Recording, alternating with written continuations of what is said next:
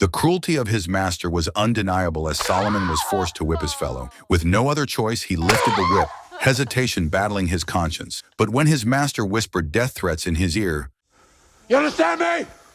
Solomon struck harder, the bitterness fueling his strength and determination. Solomon Northup and other slaves being shown by a slave owner how to cut cane. He then gives them strict orders to do it properly. As they work, they are forced to sing for the owner's entertainment. Later, they all sleep in a single room. The next day, while the slaves are eating, Solomon notices the color of a blackberry. He later tries to make ink and write on paper, but fails. At night, while all the slaves were asleep, Solomon woke up and turned to see a white woman beside him. Unexpectedly, she forced him into an intimate encounter. In a flashback, Solomon is seen with his family. He is a happy man living with his wife and children. He plays the violin skillfully. Later that night, he spends time with friends, playing the violin for them. Afterward, he helps his children go to bed, telling them to stay quiet. Then he returns to his room with his wife and tells her he will be away for 3 weeks and 2 days. She supports him, appreciating that it is a well-paid opportunity. The next day, Solomon escorts his family before setting off on his journey. Along the way, a friend introduces him to Brown and Hamilton. They tell him that the company they work for is in Washington and convince him that the city is civilized and full of opportunities. They even promise to pay him $1 per day and $3 for every night he plays the violin during their performances. Initially hesitant, Solomon eventually agrees and travels to Washington with them. That night, they have a pleasant dinner and drink wine. However, they deliberately drink less while giving Solomon more. Unexpectedly, Solomon wakes up in a cell with his hands tied. He recalls the previous night with Brown and Hamilton and tries to free himself, but he is unable to undo the restraints. Meanwhile, a man enters the cell. Solomon immediately states his name, says he is a resident of Saratoga, New York, and insists that he is a free man. He even warns the man that he has the right to be released. Confidently, the man asks for proof of his freedom. Unable to provide any documents, Solomon is told that he is from Georgia. Then the man and another accomplice begin beating him, leaving him weak. Solomon cries out for help, but no one is around to hear him. Later, the slave owner arrives with food and a change of clothes, remarking that Solomon's clothing is in rags. Despite Solomon's reluctance, the owner forces him closer. Frustrated, Solomon kicks the plate in defiance. Afterwards, Solomon and the other slaves are bathing when a child suddenly cries out for his mother. Solomon quickly begs him to stay quiet because the slave owner is nearby.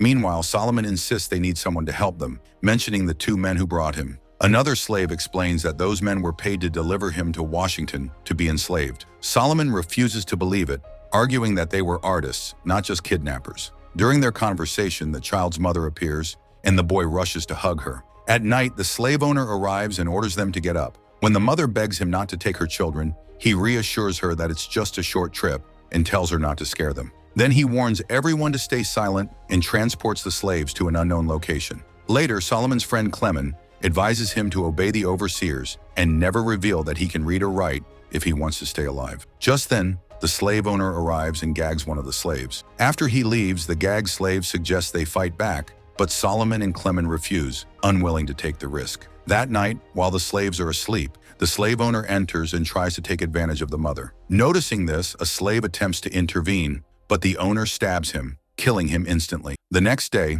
Solomon and Clement carry the lifeless body and place it in the river. Afterward, Clement's master arrives and calls for him while they are on the boat. The captain questions him, but the master insists that Clemens is his property and warns that if he isn't released immediately, he will press charges for theft. Clemens is returned to his master and rushes to embrace him. Solomon calls out to him, but Clemens does not respond. Now Solomon feels completely alone. Solomon drifts into his memories, recalling the time spent with his family. He remembers visiting his friend Parker's store, where they were buying supplies. Their conversation was interrupted by a customer, Jasper, who was eventually forced out along with another man. Back in the present, a slave owner calls the names of the slaves for roll call. When he calls Platt, no one stands. Freeman, the slave dealer, approaches Solomon and asks why he didn't respond. Politely, Solomon explains that he is not Platt. In response, Freeman slaps him across the face and tells him that from now on, his name is Platt. Afterward, the slaves wash and change into clean clothes before being put on display for sale.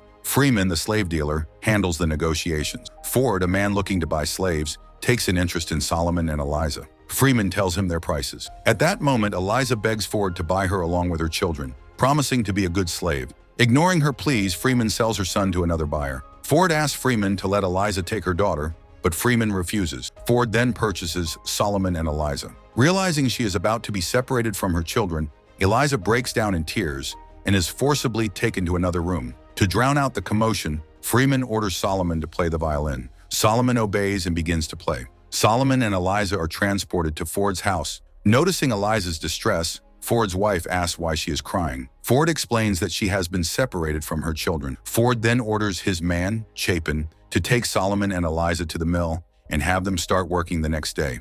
Later, Ty Beats, a cruel man, introduces himself to the group of slaves as Ford's chief carpenter. He demands that they address him as master and also introduces Chapin as the overseer, insisting they call him master as well. Then Ty Beats orders the slaves to clap their hands and sing a song that mocks them. Afterward, the slaves are assigned different tasks. Ford later gathers them and teaches them from the Bible. While traveling, the slaves encounter another group of men. They spend time together, sharing and showcasing their cultural tradition. The next day, Solomon suggests an idea to Ford, using a boat instead of land to reduce transportation costs. Ty Beats, however, dismisses the idea. Despite Ty Beats' disapproval, Solomon's plan is put into action. He and the other slaves build a small boat, earning praise from his fellow slaves and Ford. Seeing this, Ty Beats becomes jealous. As a reward for his success, Ford gives Solomon a gift. Meanwhile, Eliza continues to cry uncontrollably, grieving for her children. Solomon urges her to stop, but she challenges him, asking if he has forgotten his own children. Solomon replies that his grief remains in his heart. Their conversation shifts when Eliza criticizes Ford, saying he has done nothing to help her. At first, Solomon defends Ford, reminding her that Ford is a good man. However, his own frustration begins to surface. Eliza clarifies that she is not blaming him and asks to be left alone. She continues crying. Later, while Solomon is working, Ty Beats arrives and orders him to change his task. When Solomon calmly explains his approach, Ty Beats feels undermined and angrily kicks him, despite Solomon following orders. Zrania is taken away. Seeing this, Solomon is drawn into a flashback of Eliza telling him about her past life. Ty Beats keeps bothering Solomon. He returns just to provoke him. Frustrated, Solomon says the real problem is Ty Beats' bad instruction. When Ty Beats tries to kick him, Solomon fights back and knocks him down. Ty Beats shouts, and Chapin arrives, stopping the fight. Before leaving, Ty Beats warns Solomon. Later, Ty Beats returns with his friends and tries to hang Solomon. Just before he dies, Chapin stops them and warns them not to kill him. But Solomon is left hanging, barely able to stand on his toes. He struggles for hours until a kind slave woman gives him water. That night, Ford comes and cuts the rope, taking Solomon inside. Solomon is weak. Ford tells him that Ty Beats will try to kill him again and that he is no longer safe. He says he will sell Solomon to another man, Edwin Epps. Solomon, barely able to speak, says he is a free man, but Ford avoids the subject. Solomon is sold to Epps, who gathers the slaves and reads the Bible to them, giving strict orders. The slaves pick cotton, and Patsy picks the most. Epps calls her the queen of the field and praises her. That night, Epps wakes the slaves and orders them to dance. Solomon plays the violin. Epps's wife, jealous of Patsy, throws a bottle of whiskey at her, injuring her. She tells Epps to sell Patsy, but he refuses. The next day, Epps's wife calls Solomon and orders him to go to Bartholomew for shopping. She gives him a list. Before he leaves, she suddenly asks if he can read and who his previous master was. Solomon denies knowing how to read. She warns him that he is there only to work. On his way, Solomon hears a noise and follows it into the forest. He sees slaves being strangled by their master. The master stops him and asks where he is going. After noticing the symbol on Solomon's necklace, he lets him go. However, the other slaves are not spared and are suffocated. Later, Solomon returns to Epps's wife with the items she ordered. Later, he goes to Master Shaw's plantation, explaining that Epps's wife sent him to bring back Patsy. He finds Patsy and tells her to return to Mistress Epps. Before they leave, Shaw's wife invites Solomon to sit. At first, he hesitates, but he eventually sits, and they have a smooth conversation. Afterwards, Solomon takes Patsy back to Epps's plantation. Epps sees them return, but Patsy ignores him and goes inside. Solomon stays behind to speak with Epps. Fueled by jealousy and rage, Epps lashes out, attempting to stab and attack Solomon. He only stops when his wife intervenes. Epps's wife scolds him for his actions, even telling him that he is unworthy of sharing her bed. She belittles him, but Epps ignores her and walks away. That night, Epps sneaks into Patsy's cabin and forces himself on her. She has no choice. The next day, Solomon is sent to the store. When he returns, he takes a piece of paper and hides it. At night, the slaves dance to entertain Epps, making him happy. In the middle of it, Epps's wife arrives and offers the slaves a sample of a baked dish she made. However, she specifically forbids Patsy from taking any. Without reason, she starts blaming Patsy and trying to stir conflict. When she complains to Epps, he doesn't take her seriously. Enraged, she slashes Patsy's face in front of him. Epps then takes Patsy outside while his wife orders the remaining slaves to eat. Later that night, Patsy wakes Solomon and begs him to end her life. She asks him to take her to the water and hold her down until she drowns. Shocked, Solomon refuses, telling her he won't do such a thing. But Patsy pleads with him. Overcome with frustration, Solomon turns his face away. Meanwhile, Epps notices that his cotton fields are being ruined by worms. He believes it is divine punishment for his sins. Desperate, he decides to rent out his slaves to Judge Turner. Before handing them over, he warns them not to bring any shame upon him. Judge Turner asks Solomon if he has ever worked with sugarcane. Solomon replies that he hasn't. Turner, knowing that Solomon plays the fiddle, offers him a chance to perform at Willard Yarner's anniversary and keep the wages he earns. Later, Solomon plays the fiddle at the event, but despite the celebration, he looks unhappy. Afterward, the slaves return to Epps. Epps tells Solomon that he knows Turner treated him well, but warns that such favors won't happen on his plantation. He then orders them all back to work. The slaves resume picking cotton, but there is a new white laborer among them named Armsby. When the cotton is weighed, Patsy, as usual, picks the most. Armsby, however, picks very little. Yet Epps does not punish him like the others. That night, Armsby helps treat Solomon's wounds, and they have a conversation. Armsby confesses that he became addicted to whiskey and lost his job. He says he chose to work as a slave laborer to earn wages and eventually rebuild his life. Later, Solomon approaches Armsby in his room and offers him the little money he has, begging him for a favor. He asks Armsby to take a letter to the post office in Marksville. Armsby agrees but asks for fair compensation, so Solomon gives him his last picayune. Solomon then prepares his letter using blackberry ink. Before he can give it to Armsby, Epps suddenly confronts him, accusing him of knowing how to write and revealing that Armsby has betrayed him. At first, Solomon denies it, saying he can't write and has no paper or ink. He also insists he has no one to write to. Thinking quickly, he convinces Epps that Armsby made up the story to gain favor and become an overseer. Epps believes him,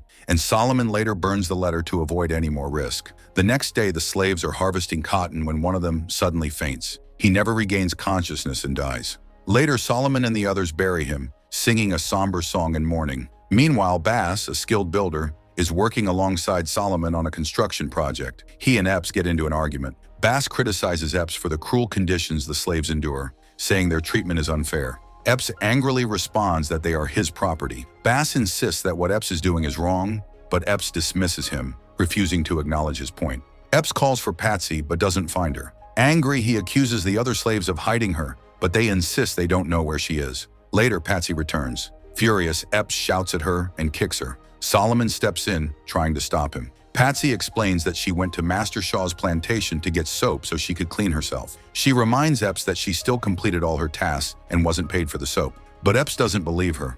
Enraged, he orders his men to tie Patsy to a tree and commands Solomon to whip her. At first, Solomon hesitates, but under pressure, he strikes her lightly. Epps, unsatisfied, leans in and whispers a threat. If Solomon doesn't whip her harder, he will kill all the slaves. With no choice, Solomon whips Patsy harder. She screams in pain. Still not satisfied, Epps takes the whip himself and lashes her even more brutally, leaving her severely injured. Later, the other slaves try to treat Patsy's wounds. She is in terrible condition. That night, Solomon sits alone, overwhelmed by everything. In frustration, he breaks the violin that Ford once gave him. Solomon asks Bass where he is from, and Bass replies that he is from Canada. Encouraged, Solomon reveals the truth about his past and pleads for help. He asks Bass to write a letter to his friends in the North. At first, Bass hesitates, but eventually he promises to do it. Meanwhile, Solomon is working alongside the other slaves when, unexpectedly, a sheriff arrives and demands to see him. Confused, Solomon notices a familiar face. The man is his old friend Parker. Realizing this, Solomon rushes forward and embraces him. Epps, furious, tries to stop him, insisting that Solomon is his property. But Parker warns Epps that he will take him to court and ruin him if he interferes. With no choice, Epps lets Solomon go. Before leaving, Solomon hugs Patsy one last time, then departs with Parker. After 12 long years, Solomon finally returns home with Parker. His family's waiting for him, and he is overwhelmed with emotion. He sees that his daughter has grown and even has a child of her own. Fighting back tears, he apologizes for his long absence. One by one, his family embraces him, welcoming him back home.